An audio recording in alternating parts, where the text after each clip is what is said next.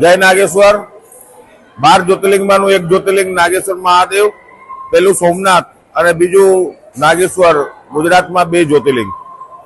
શ્રાવણ મહિનાનો પ્રથમ સોમવાર આજે ભગવાન નાગેશ્વરના અભિષેક, પૂજા, રુદ્રાભિષેક દ્વારા ભક્તોની ભીડ છે.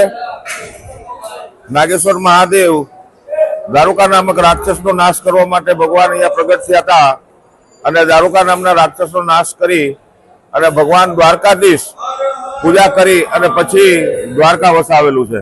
જય નાગેશ્વર.